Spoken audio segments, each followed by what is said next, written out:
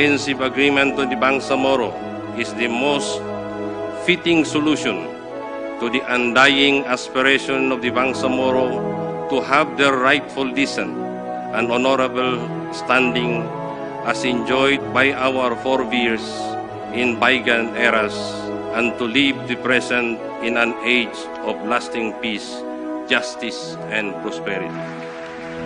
Nakikiisa ang PTV sa pagkamit ng ganap na kapayapaan para sa buong bayan.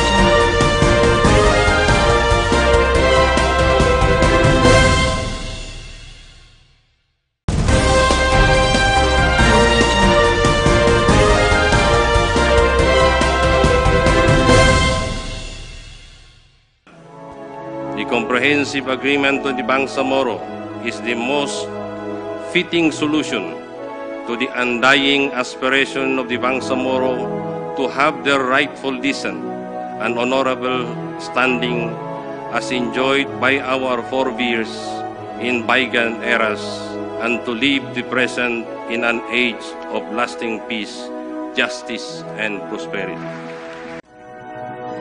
We in the MILF and our counterparts in the JPH have pushed the ends of reason in coming to this point of forging a negotiated political agreement that not only promises but guarantees mutual recognition, respect, and restoration of the legitimate rights of the people in the Bangsamoro. With sincerity in our heart, we offer the comprehensive agreement to the Bangsamoro to the Filipino people. The comprehensive agreement to the Bangsamoro is the most fitting solution to the undying aspiration of the Bangsamoro to have their rightful decent and honorable standing as enjoyed by our forebears in bygone eras, and to live the present in an age of lasting peace, justice, and prosperity.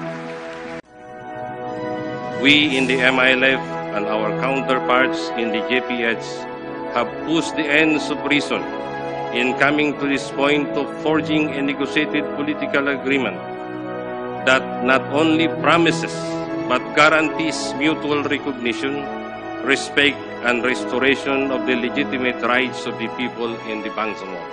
With sincerity in our heart, we offer the comprehensive agreement to the Bangsamoro to the Filipino people. The comprehensive agreement to the Bangsamoro is the most fitting solution to the undying aspiration of the Bangsamoro to have their rightful decent and honorable standing as enjoyed by our forebears in bygone eras, and to live the present in an age of lasting peace, justice, and prosperity. We in the MILF and our counterparts in the JPH have pushed the ends of reason in coming to this point of forging a negotiated political agreement that not only promises but guarantees mutual recognition, respect, and restoration of the legitimate rights of the people in the Bangsamoro. With sincerity in our heart, we offer the comprehensive agreement to the Bangsamoro to the Filipino people. The comprehensive agreement to the Bangsamoro is the most fitting solution to the undying aspiration of the Bangsamoro to have their rightful decent and honorable standing as enjoyed by our forebears in bygone eras, and to live the present in an age of lasting peace, justice, and prosperity. The comprehensive agreement to the Bangsamoro is the most fitting solution to the undying aspiration of the Bangsamoro to have their rightful descent and honorable standing as enjoyed by our forebears in bygone eras, and to live the present in an age of lasting peace, justice, and prosperity.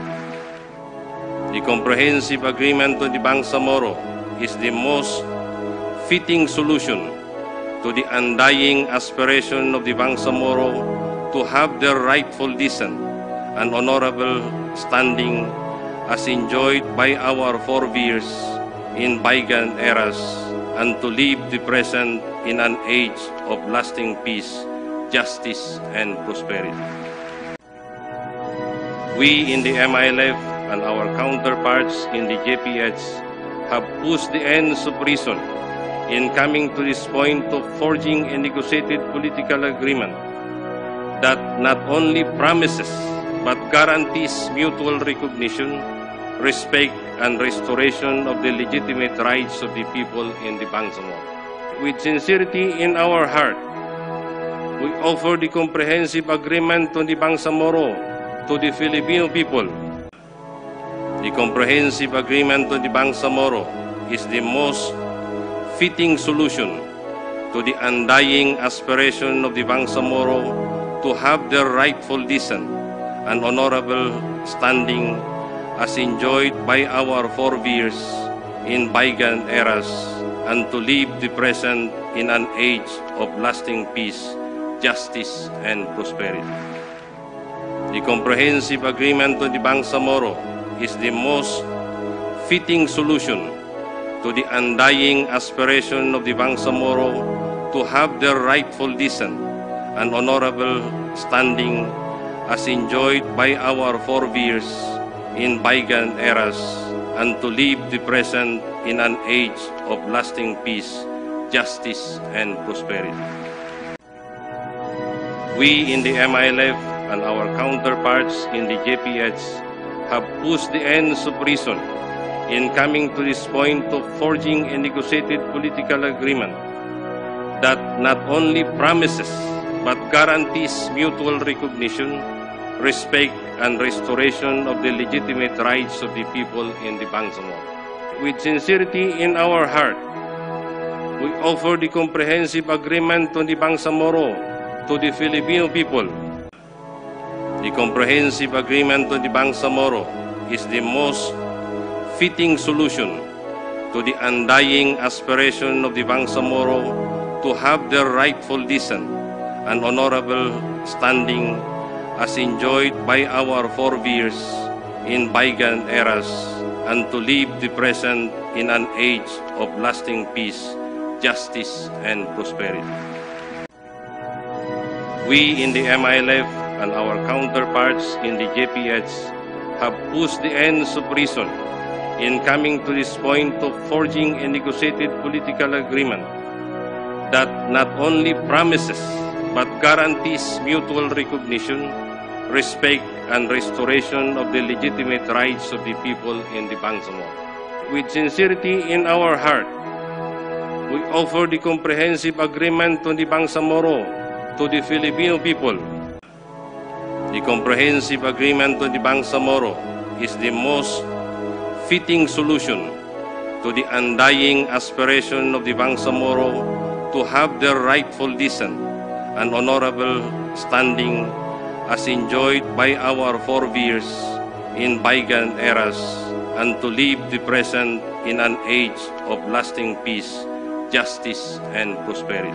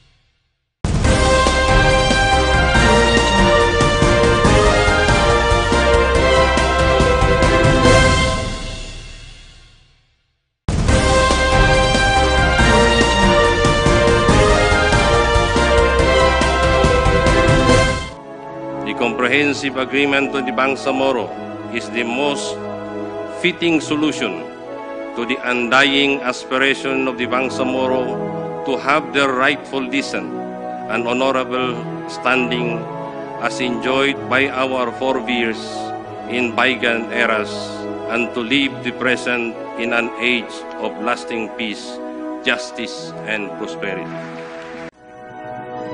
We in the MILF and our counterparts in the JPH have pushed the ends of reason in coming to this point of forging a negotiated political agreement that not only promises but guarantees mutual recognition, respect, and restoration of the legitimate rights of the people in the Bangsamoro. With sincerity in our heart, we offer the comprehensive agreement to the Bangsamoro to the Filipino people. The comprehensive agreement to the Bangsamoro is the most fitting solution to the undying aspiration of the Bangsamoro to have their rightful decent and honorable standing as enjoyed by our forebears in bygone eras, and to live the present in an age of lasting peace, justice, and prosperity.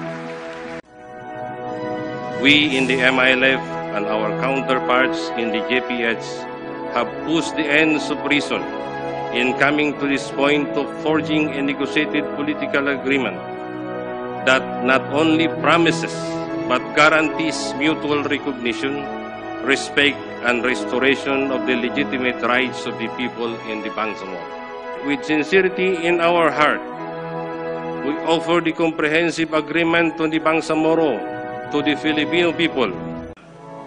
The comprehensive agreement to the Bangsamoro is the most fitting solution to the undying aspiration of the Bangsamoro to have their rightful decent and honorable standing as enjoyed by our forebears in bygone eras, and to live the present in an age of lasting peace, justice, and prosperity.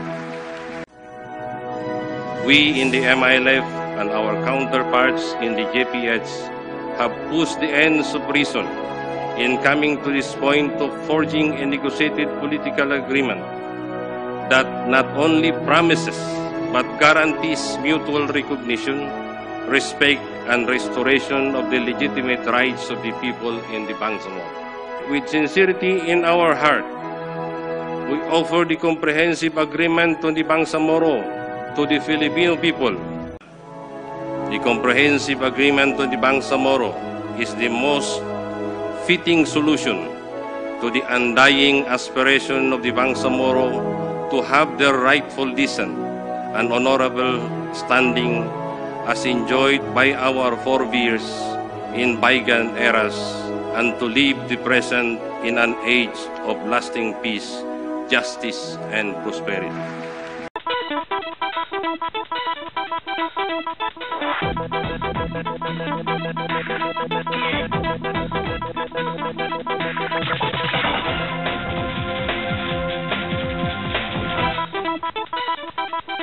Allahu Akbar, Allahu Akbar, Allahu Akbar.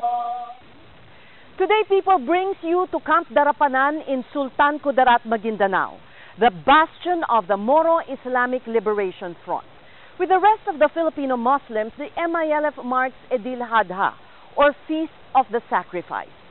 The festivities are doubly significant for them as they celebrate the coming of the end of their 4-decade-old struggle for self-determination. Allahu Akbar, la ilaha illallah, Muhammadul Rasulullah. Faddala Allahul mujahid nura. Allahu Akbar. Allahu Akbar. سمع الله لمن حمده. There is an air of celebration in the camp.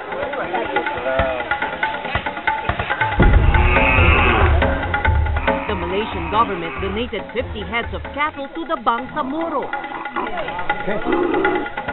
to be partaken by households in the community. It is the Muslim holiday of the Feast of Sacrifice.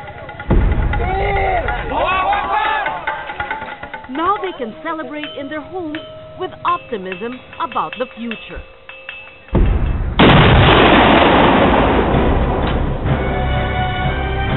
Time was when the MILF would move from jungle to jungle with barely a moment's pause in the fighting to partake of any feast. Mothers and children packed in evacuation centers had little to celebrate. MILF Chairman Alhaj Murad Ibrahim was only 21 years old and in his senior year at Notre Dame University with only a semester left to complete his civil engineering course when he dropped out, initially to join a self-defense force. What is your memory of your first taste of injustice as a Bangsamoro? Actually, I was then a student at the time when this uprising of the Ilaga in late 60s, and we have some of our relatives who have been victim of the Ilaga atrocities in Carmen and elsewhere in North Cotabato. June 19, 1971, some 70 Moros, including children, were massacred at a mosque in Barrio Manili, Carmen, North Cotabato. July 4, 1971, over 60 Muslim homes were burnt by Ilaga. The succession of anti-Muslim violence triggered a religious conflict. By the end of 1971, 800 were killed in Mindanao. 100,000 people became refugees. That started actually the animosity is when this Ilaga movement came into being, and then it started some atrocities among the Muslims. So it awakens everybody, even people, the Moros at the early young age have already feared. At first, everybody was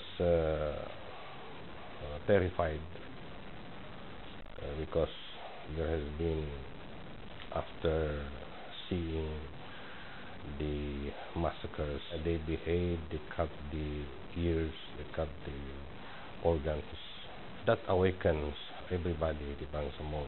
From there were some groups, especially among the young people, who started to organize a sort of defense force against the Ilaga. At that time, I was one of the organizers of the military training. The organization of the Ilaga movement with the military's backing brought a reign of terror in Muslim areas in Mindanao. At first, I did not join the training myself, but later on, when the situation becomes worse, so I decided to join. I quit my studies and then decided to join.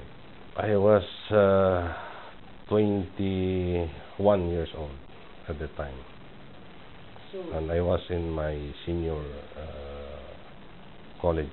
So that was a major turning point. You were just a year short of graduation. We see that our future is on our defending ourselves. So we don't see that by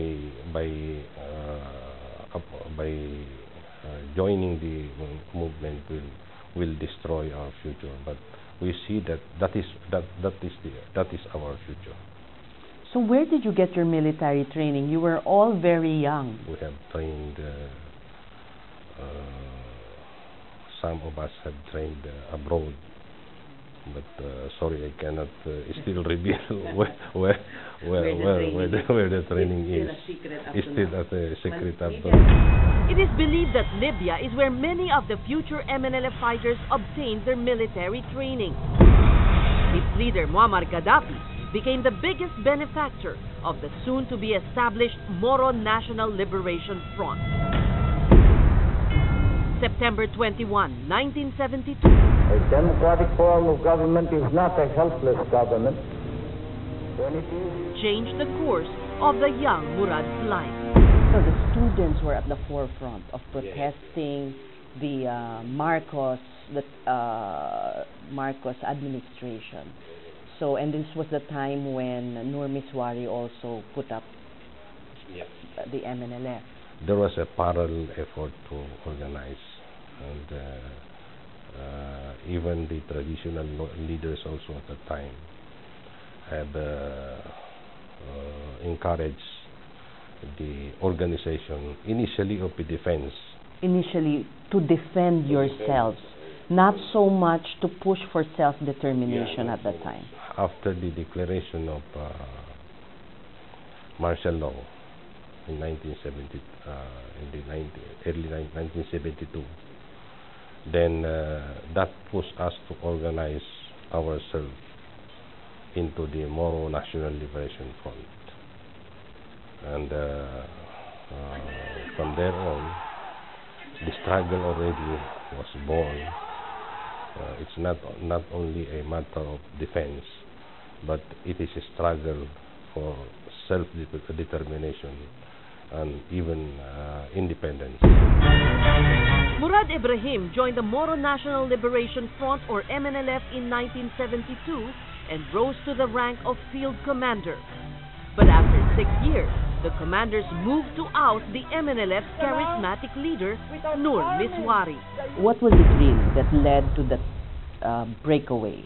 We have already observed some, we can say, misadministration of the MNLF under Brother Nur Miswari. So we struggled to correct this misadministration. But you know, Brother Nur also,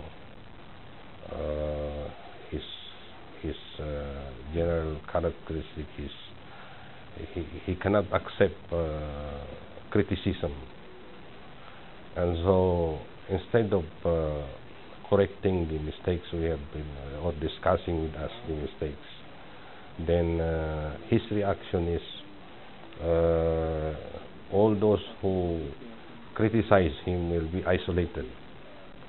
So then that is the reason why in 1978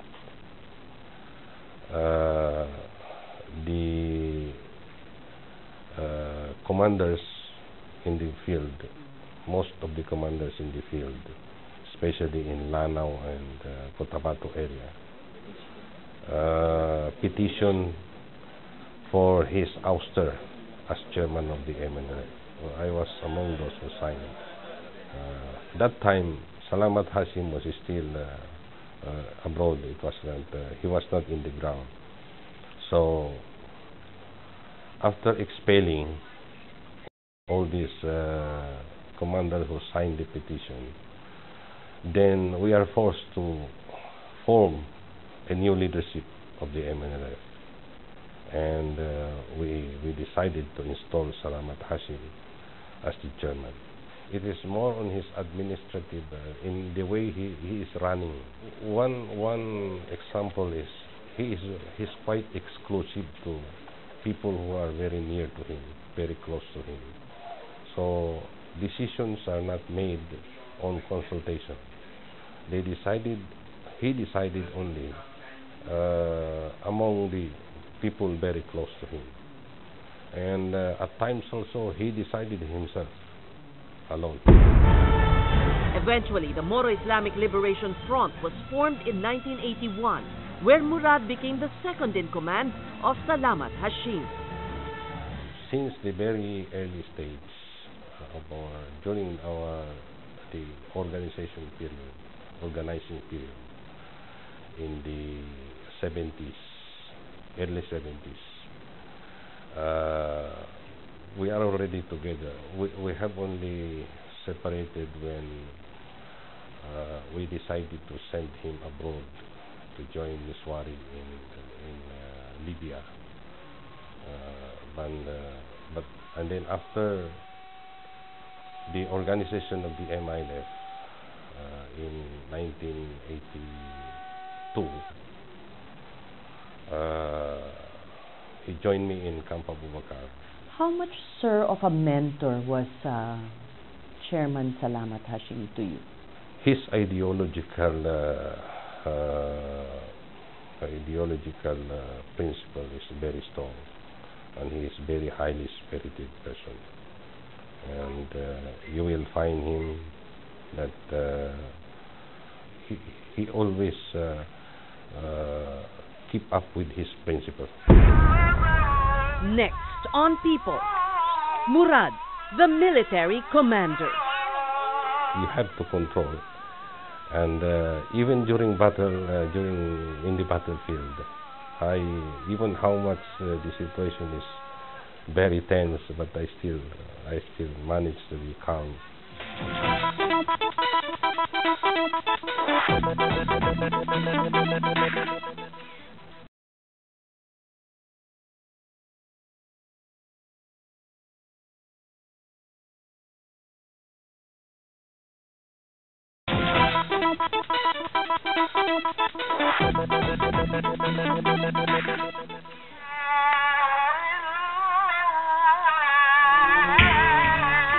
An astute military commander, Murad distinguished himself for his steely demeanor in battle.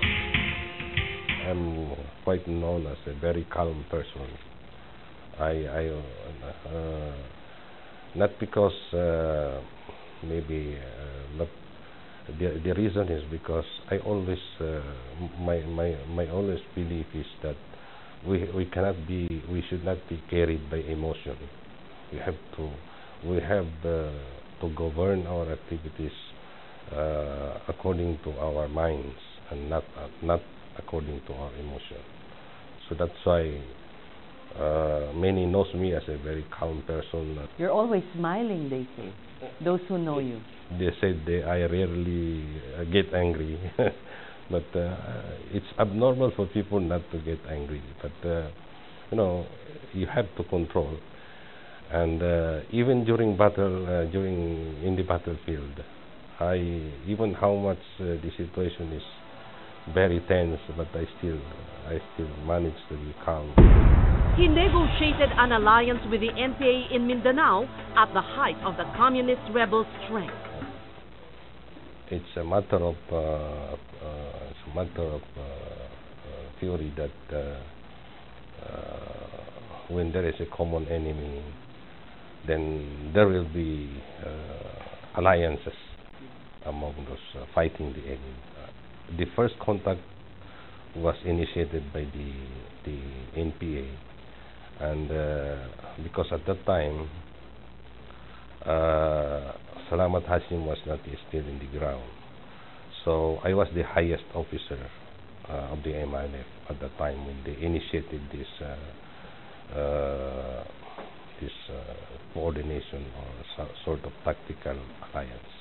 There are in areas where we have the common forces in some areas. In the year 2000, when President Estrada declared an all-out war, the military chief had to abandon his stronghold, Camp Abubakar. You will feel really very bad about it. But then, my consolation is, we are engaged in a war. And when you are engaged in a war, you will expect everything. You cannot select what will happen, but you will expect the worst in war. So I just console myself. Anyway, it's not the end of everything, because I always believe that victory in the battlefield is not a final victory.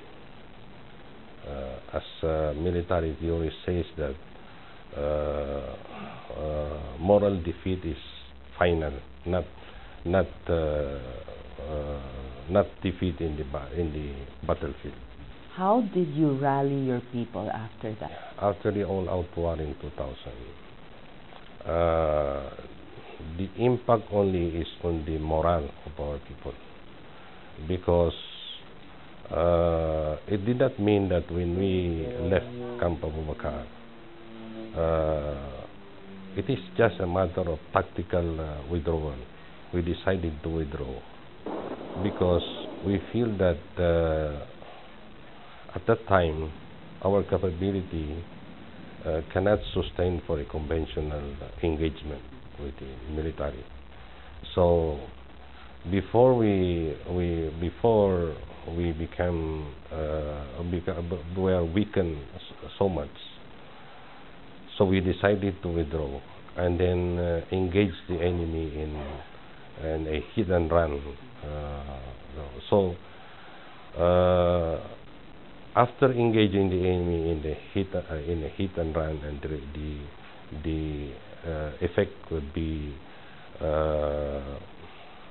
on our side is we feel we have achieved a series of victories in the guerrilla warfare. So it revived the morale of our people. In 2003, Murad assumed the chairmanship of the secessionist group after its leader Hashim Salamat died of a heart attack in 2003. Next, on people. So what's your impression of Malacanang? What's your impression? I feel very strange. I feel impressed because of the historical heritage, the time of the Spaniards, of the Americans. It also reminds us of the struggle of our people.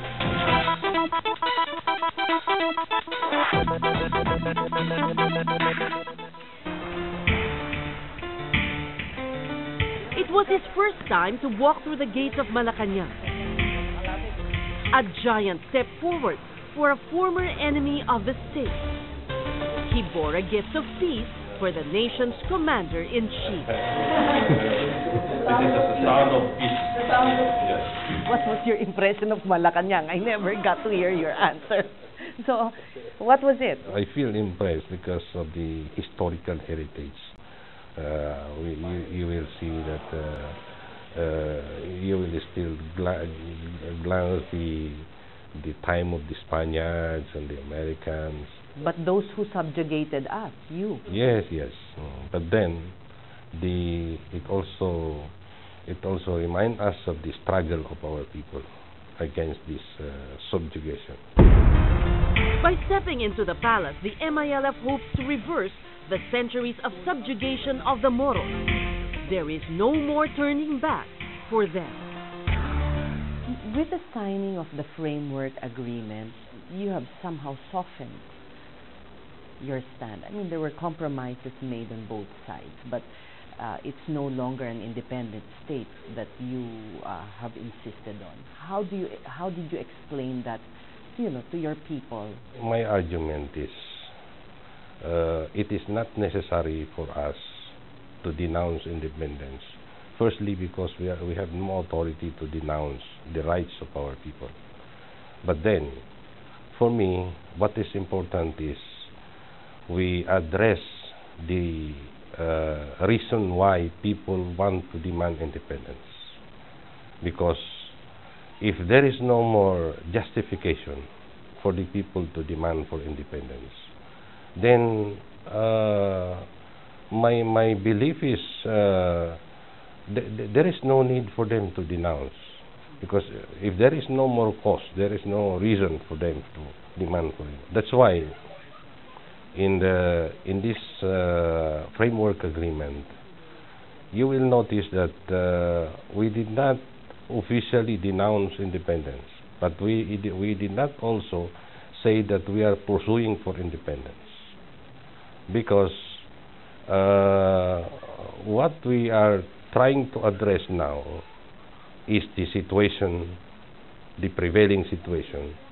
If we can feel that the prevailing situation will be turned into a situation where people will no longer aspire for independence, people will no longer aspire to hold firearms, then it will be a matter of voluntarily giving up their firearms. What gives you the confidence now that the root causes of the struggle will be addressed, that hence there will be no need to aspire for independence? In our present agreement, we studied very carefully where the 1976 failed, where the 1996 failed.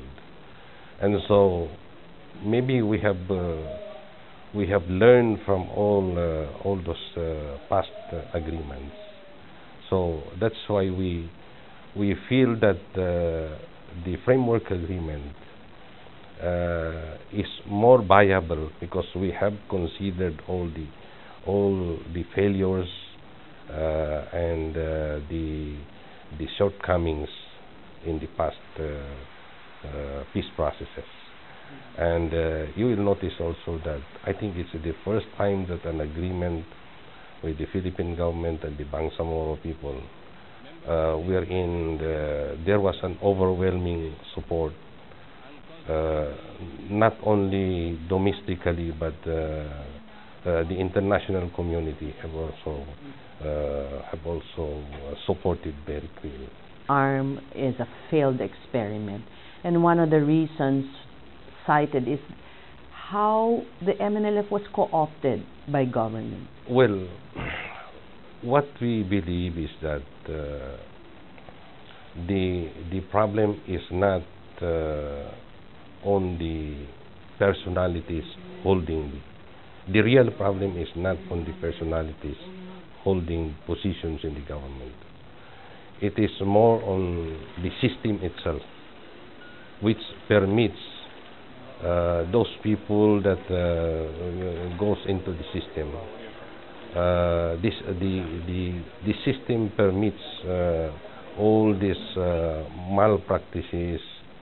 So the lack of checks and balance. Lack of check and balance. So that is why we targeted more on the conversion of the system, because we believe that in the system itself, that is where the problem lies.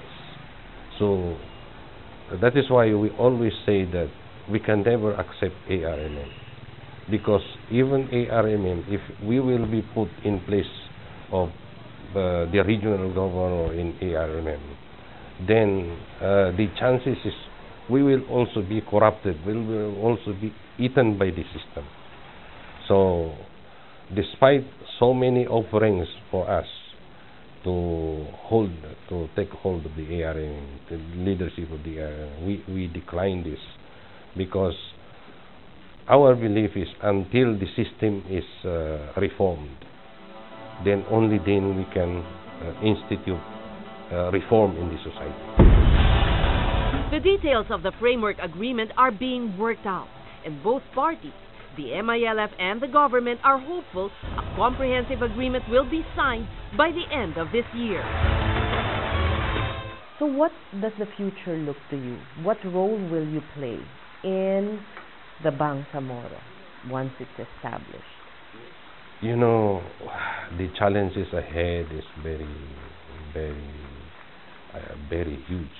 It is very gigantic, and we know that this is not the end of the struggle. Signing an agreement is not an end to the struggle, but it is a start of another struggle in different form. So we are preparing ourselves for the hard tasks ahead.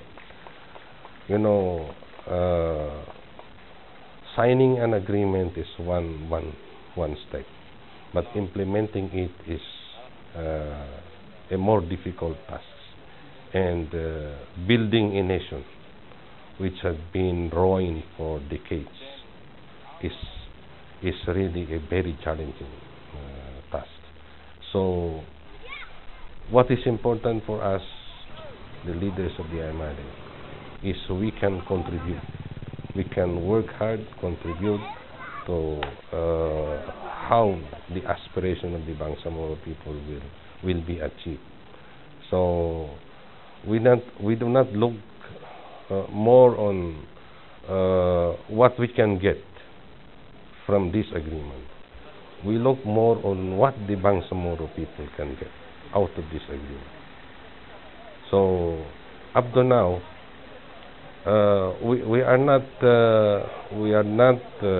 definite whether I will occupy position or this one will occupy position. That has to be seen during the implementation, because the important thing is what we have achieved will be in place, and whoever runs it is only secondary.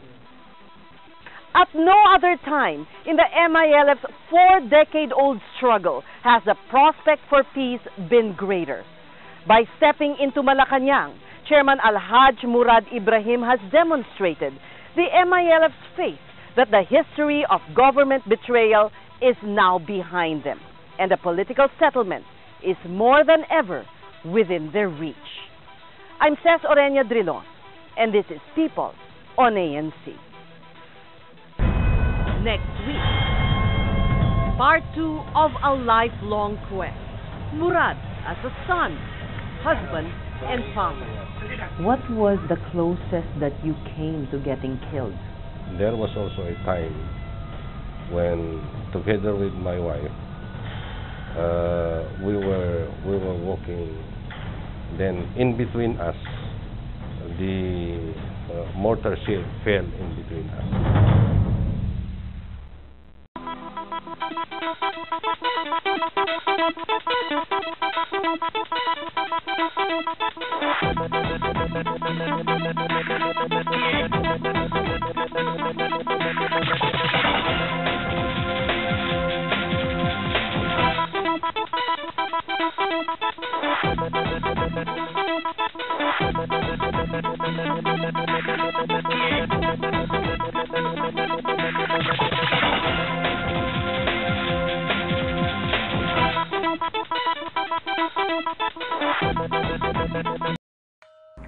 Yes to Bangsamoro Basic Law.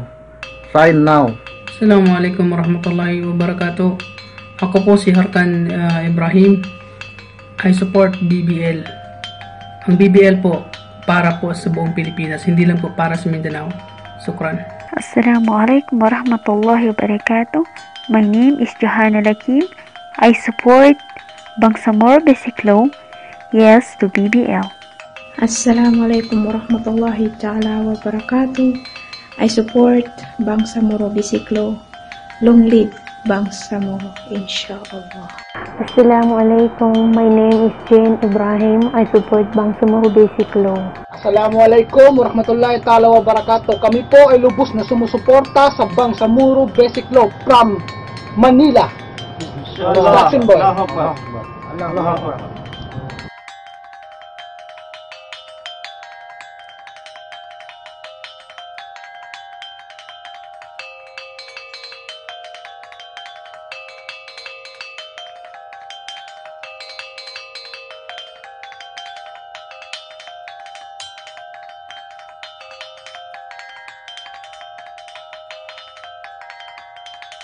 Bismillahirrahmanirrahim. Bismillahirrahmanirrahim. I am Mastura J. Abdul. I work in Kingdom of Saudi Arabia. I support the Bangsamoro Basic Law and yes to BBL. Assalamualaikum warahmatullahi ta'ala wabarakatuh. Ako po ay lubos na sumusuporta sa Bangsamoro Basic Law. Allahu Akbar. Assalamualaikum warahmatullahi wabarakatuh. I support BBL Bangsamoro Basic Law from Saudi KSA Dammam. Shukran. Assalamualaikum. Assalamualaikum warahmatullahi wabarakatuh. My name is Nadia Abdul Latif. I support Bangsamoro Basic Law. Assalamualaikum warahmatullahi ta'ala wabarakatuh. Ako po ay si Mids Bandon Landayan and I support Bangsamoro Basic Law. Maraming salamat. Sukran.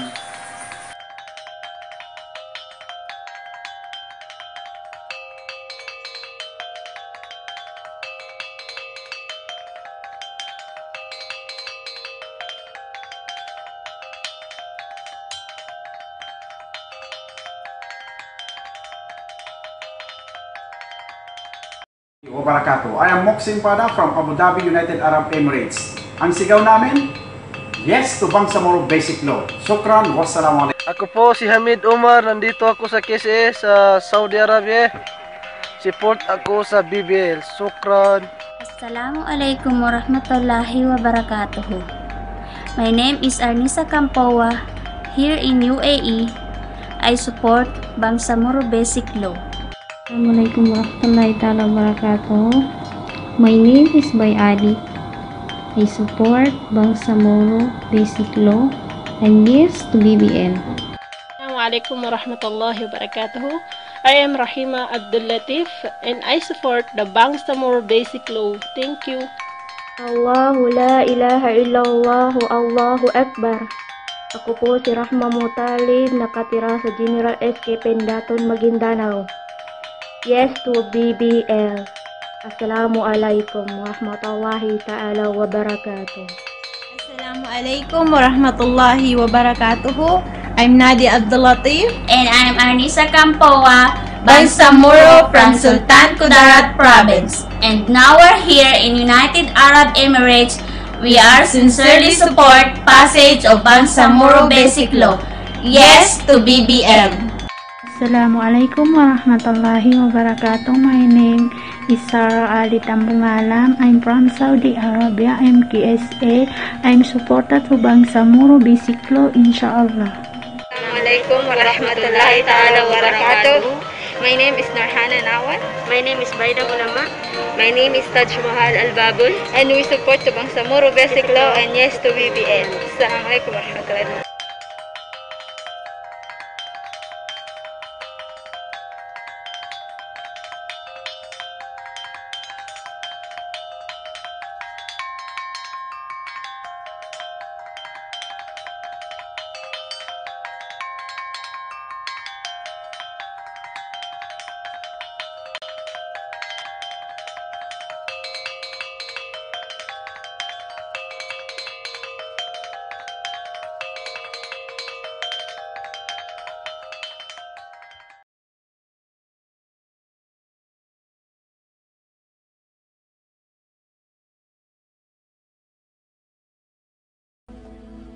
Pang ilang buwan na ngayon? Pang 5 buwan? Parang iba na ang Pinoy. Mahilig na sa selfie. Mahilig na sa publicity. Gusto niya, kahit na normal na tao, gusto niya may publicidad siya. Ito yung time. Kung gusto mo magpasikat, this is the time. Sa papaanong paraan, tulungan natin yung Marawi sa laminto ng ating pagka-Pilipino. Kung sino tayo. Sabi natin, bayanihan, di ba? Ako'y taga Luzon. Ang religion ko ay Islam. Pwede ho ba? Una na, yung ngumiti ka, ngitian mo yung kapwa mo, batiin mo ng kapayapaan, at maging mission natin yung Marawi. Yun ang maging revolusyon natin. Tigilan mo na po natin yung kulay akong ganito, kulay akong ganon. Sa oras na to, ikalat naman po natin sa buong daigdig ang mga Pilipino nagsama-sama para itindig ang Marawi. Maraming salamat po. Kamusta yung condition ng mga evacuees natin? So nakakalungkot bro dahil nakakakain tayo ngayon, alhamdulillah, nakakain tayo ng masarap, ng kuwan. Pero makikita mo sila yung sitwasyon nila, yung CR, 3 lang. 1,000 yung bilang nila. Ano? Tapos yung sardinas bro, yung sardinas, pag makikita mo talagang malulungkot ka, maluluha ka talaga din. Yung sardinas, sasabon pa yan bro ng malaki. Yun yung paghahati-hatian nila. Papadamihin, kumbaga. Papadamihin nila yon, yung sardinas na yon, at yun yung pagsasalu-saluhan. So, napakahirap kasi, bro, bilang Muslim, napakasakit sa atin yun eh. Bilang Muslim, nandito tayo, sa Pilipinas lang yan, Bilang Muslim, lagi natin sinasabi, innamal mu'minuna ikhwa. Ang tunay na magkakapatid ay magkakapatid sa pananampalatayang Islam. Pero habang tayo ay may masarap na kumakain, saan mang mga fast food, sa bahay man, nung time na yun bro, yung mga kapatid natin, hanggang ngayon, mga kapatid natin doon, hirap na hirap sa pagkain. So samantalang Muslim ka nung panahon ng Propeta Muhammad sallallahu alaihi wasallam, yung mga muhajirun mula sa Makkah, 'di ba? Tinanggap sila ng mga Ansar. Nagtagumpay ang Islam dahil itunuring nilang kapatid ang bawat isa. Allahu Akbar. Yung walang bahay, yung walang makakain, itinuring nilang kapatid. Tinulungan nila, binigyan nila ng pagkain.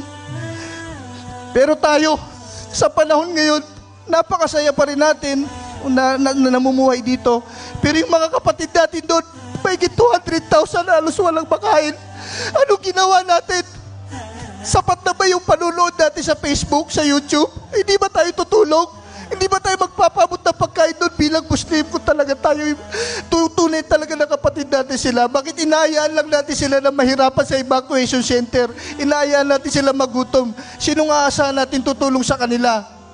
Kundi tayo rin yung unang-unang tutulong, brother. Kaya ako talaga, labis ako nalulungkot sa nangyari doon. Kaya kahit anong mangyari talaga pumunta kami. Ako nagniyat na ako kung doon ako mamatay. Yung grupo namin ang mahalaga. Haharap ako sa harap ni Allah subhanahu wa ta'ala. Ya Allah. Masya Allah. Yung mga kapatid namin sa Marawi, nawala na bahay, nagugutom, Ya Allah. Kahit mamatay ako, Ya Allah, pumunta ako doon, nagatid ng pagkain, Ya Allah. Ya Allah, hindi ako napabilang sa mga nanood lang, Ya Allah. Hindi ako napabilang, Ya Allah, sa mga nagdidibati lang kung ano ba ang tama, ano ba ang maling nangyari doon. That time, marami naghihirap habang tayo nagdidibati kung anong tama, anong mali. 100,000 na pamilya, nakatao yung nahihirapan doon, brother. Kaya tuwing napapanood ko yung video na yan, talagang nalulungkot ako, bro. Well, alhamdulillah, brother, nandito tayo ngayon at napapanood tayo ng mga kapatid natin. Baka meron kang direct na message para sa kanila or dun sa mga gustong tumulong or kahit sa gobyerno, kung meron kang nais ipahiwatig sa mga tao. Inshallah, sana yung gobyerno natin tumulong talaga. Huwag makurakot. Pero tayo mga Muslim, mga individual, ako, sino ba si Brother Pahad? Wala naman akong pinag-aralan. Sino ba ako? Pero nagawa ko, alhamdulillah, sa tulong ng Allah, sa tulong ng mga grupo, Connect Institute, Serving Islam Team Hong Kong, Muslim Council, kinapalan ko yung mukha ko sa Facebook, humingi ako ng tulong sa Facebook para makarating doon. Wala akong pinag-aralan, pero may nagawa ko. Nakapagbigay kami ng more than 4,000 relief packs, pero si Pahad walang pinag-aralan. So ang mensahe ko, tumulong kayo. Kung hindi nyo kaya, ipadala nyo yung tulong sa iba. Inshallah, November, babalik kami rin. Kung gusto nyo tumulong kayo. Dahil ang pagtulong nyo, ang Allah ang magbibiyaya sa inyo. So yun yung mensahe ko sa mga kapatid natin. At panghuli, brother, sa mga kapatid nating Muslim, ito yung last message ko. Sige, ano man, ito ay dunya, ito ay mundo lang, brother. Ito ay lugar na kung saan hindi tayo mananahan. 100 years, 150 years, bihira lang aabot dyan. Ano man ang nangyayari sa atin dito, paganda natin yung kabilang buhay, yung Al-Jannah. At ito ay sinabi na ng Allah sa atin, hindi na bago. Sinabi na Allah, ba'udhu billahi minasyaitanir rajim, walanabluwannakum bisyai'im minal khawf. Tayo ay susubukan ng Allah sa pamamagitan ng pagkatakot. Ang mga Muslim doon, takot na takot. Kahit takbir, magsabi ka ng takbir, walang mag-Allahu Akbar. Masaya ka na makaisa ng 2-3. Sa evacuation center, sabi ko, takbir. Wala, takot pagbintangan. ISIS. Subhanallah. Walanabluwannakum bisyai'im minal khawf walju at pagkagutom. Pagkagutom, sinubukan tayo ng Allah. Ang dami doon nagugutom, kahit babae, lalaki, nagsisikuan, umagaw ng relief goods. Pagkagutom. Bisyai'im minal walju wa naqsim minal amwal, pagkasira ng kayamanan. Hindi naman nangyari sa Marawi. Wal anfus, pagkamatay ng mga mahal sa buhay. Wat thamarat, pagkasira ng mga pananim. Pero anong sinabi ng Allah? Ito yung pagsubok na ito na pagkatakot, pagkagutom, pagkasira ng ari-arian, pagkamatay ng mahal sa buhay, pagkasira ng pananim. Anong sabi ng Allah? Wabashiris sabirin. Allahu Akbar. Ibigay mo ang magandang balita sa mga nagtitiis, kaya tayo ay magtiis. Alladina ida asabatum musibatun qalu inna lillahi wa inna ilaihi rajiun. Allahu Akbar. Kabilang sa pag-uugali ng mananampalataya ay yung kapag dumarating sa kanila yung mga pagsubok, kanilang sinasabi, inna lillahi wa inna ilayhi rajiun. Katotohanan, mula ako sa Allah at magbabalik ako sa Allah. Ulaika alayhim salawatum min rabbihim wa rahmah. Allahu Akbar. Sila ay pupuriin ng Allah. Allahu Akbar. Ang Allah ang pupuri sa iyo, hindi yung mga tao. Wa rahmah, at bibiyayaan sila ng Allah subhanahu wa ta'ala. Ulaika humul mu'tadun, at sila yung tunay na nagabayan. So mga kapatid, magtiis tayo. Dunya lang ito, mundo lang ito. Iiwan natin ang paghandaan natin kung matalino tayo yung kabilang buhay. At sana yung mga kapatid natin sa Marawi na nahirapan, tumulong tayo, tulungan tayo natin sila, kapatid natin sila. Wala sila sa Syria, wala sila sa Iraq, nasa Pilipinas sila. Obligado mo yan, obligasyon mo yan na tumulong sa mga kapatid natin. So pasensya na po kayo kung medyo parang galit yung aking kwan, emotional lang yung kwan.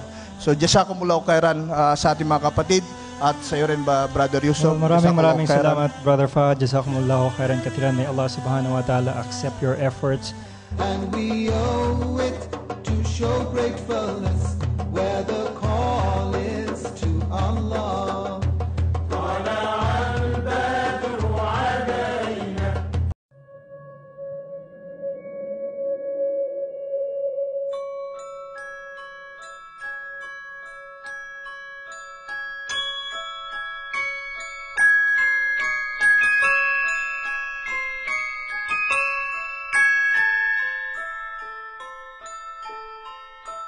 Yung mga bakwit doon sa Palimbang, pinaline sila. Habang hindi niyo makapalabas yan si Mastura na yan, Dato Jiwan, uubusin kayo.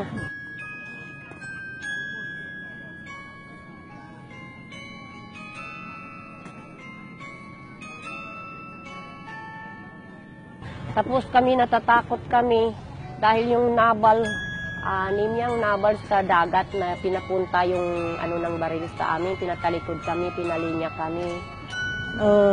Lubasan sa masjid pengimantayan, tapos pinakalot sila. Doon siya magkakalot tapang ka pinanimbak siya, magkatimbak siya, so kapag matay, nasulugulo sa masjid, nigkumya sulimay, kunulugo, tapos nidakbag sa kalanding ng masjid.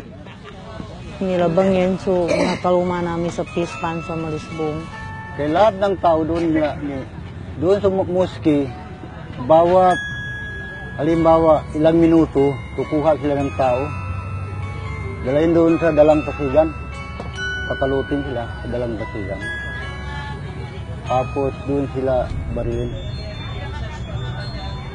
Bawat isa may pala. Na yung sumibat, yung mga bata pa, hindi nakabalik. Ma'am.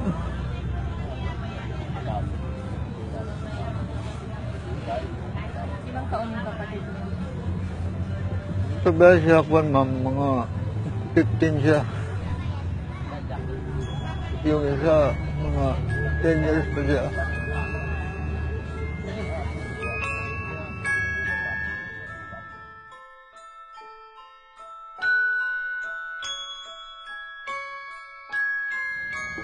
Kasi mahirap yung sundalo sa Marcelo. Kahit babae, nila. Yung kapatid ko ang dalaga, ginadala niya doon sa Nabal. Tapos yung kapatid ko ang dalaga, hindi na yan wala na siyang virgin. Nila, kinasamantalaan nila. Tapos medyo sakit kami.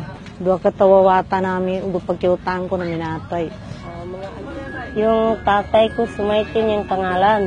Pag daan kami sa kalsada, inuli ng mga sundalo. Tapos hindi na siya nakabalik.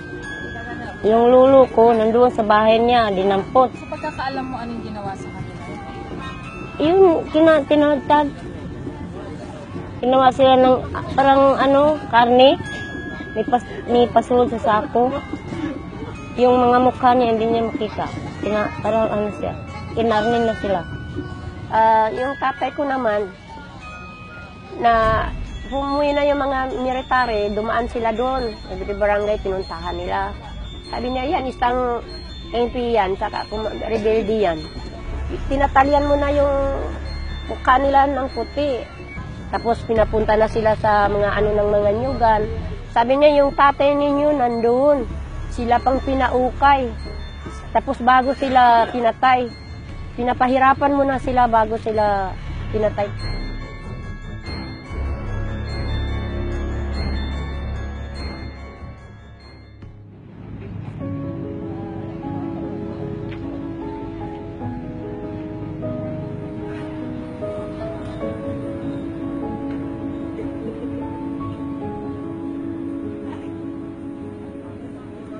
Pinatakot kami, pinapahirapan kami sa lugar namin dahil may plano sila angkinin yung mga aming mga lupahin dyan sa loob ng Kalimbang Sultan Kudarat. Kasama yung mga manubo, katutubong lumad sa aming mga muro. Kaya nandito yung mga lumad na kasama sa lakbayan na sisira na yung mga nyugan, saka yung mga sagingan namin. Dahil sa tubig na galing sa gawa-gawa ni Kunsuni, nagmamining sa taas yung mga kahoy na pinuputol. Kung wala kang ID, nagpunta ka sa Jensan, inaarto ka. Sabi niya, Mauti. Sabi niya, bakit wala kayong katibayan? Meron kami. Yung mga babae nga wala nakatakip, yun ang dinakip nila. Lahat nakatakip, ganun din. Pinukuha yung picture niya, ginawa ng Mauti. Sabi ko, di ba sa Muslim, bawal yung makita yung mga mukha, kanang mga nanay, hindi man pwede yun sa amin yung mga makita dito, sa amin, bawal. Para walang gulo sa lugar namin, yung mga military, pwede na sila magalis. Bumalik sila sa Manila. Kayong nanggugulo daw kasi yung mga terorista, tapos pinoprotektahan mo kayo natin sa mga terorista. Hindi totoo yun. Bakit kami guluhin doon? Hindi naman kami mga tulisan. Sa trabaho lang yung tao sa nasaktan o doon kaya sa bundok. Nagmaayos sa yun, iba? Diba? Sana man si Presidente Duterte wag naman gawin yung kung saan nagbubomba. Kasi paano na kami? Hindi lang Marawi ang pinupulbo.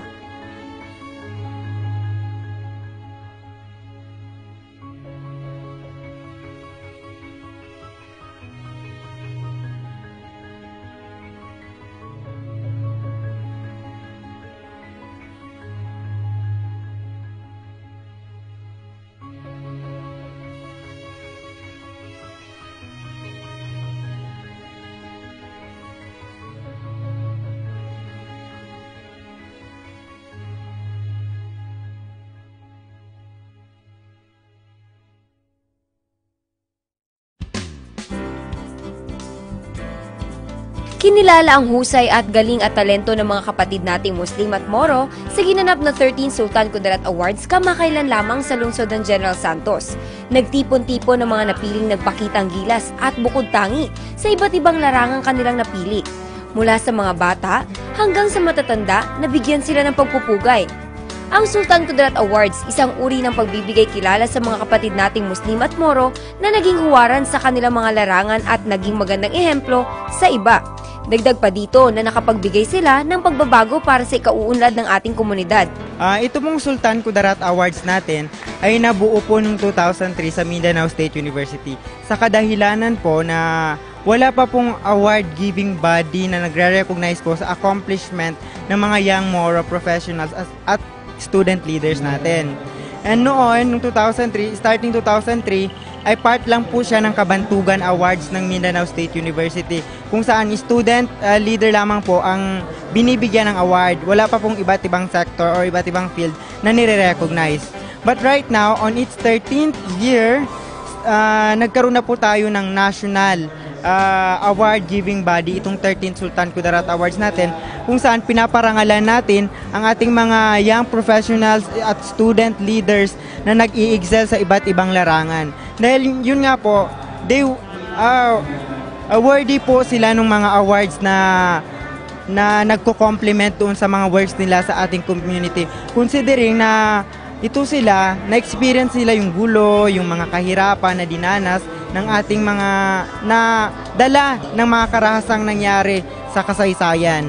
Pero doon po, mapupulot po natin yung aral sa mga iba't ibang stories na mayroon sa buhay nila na sa kabila ng lahat, sa kabila ng kahirapan, kaguluhan, ay nagsusumikap sila upang itaas ang antas ng mga Bangsamoro upang tulungan ang mga community na ma-uplift ang level ng economy, ng health at iba't ibang programa na makakatulong sa ating mga Bangsamoro.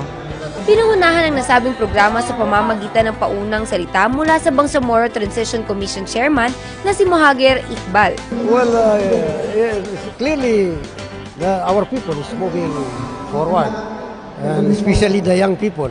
Before, you cannot see this kind of affair being undertaken by the young people, but this time they are asserting their presence in the Bangsamoro society. So it's a good sign. Naging kaabang-abang mga sumunod pang nangyari dahil isa-isa nang iginawad sa mga natatanging mga kapatid nating Muslim ang mga karangalan. Ang parangal ng po ito ay isang simbolo na kung saan magsisimbolong inspirasyon sa mga kabataang Moro na magkaroon sila ng commitment sa excellence. Na kung saan sa gabay ng Allah Subhanahu wa Ta'ala, na kung saan ang mga Moro o Bangsamoro youth ay may pwedeng mag-excel at may pakita na meron silang ipapakita sa ibang larangan. So, assalamualaikum po sa lahat. So, it's really an honor to be a part of SPA. So, I dedicate this award to all the youth volunteers, especially to all the, to my co-youth,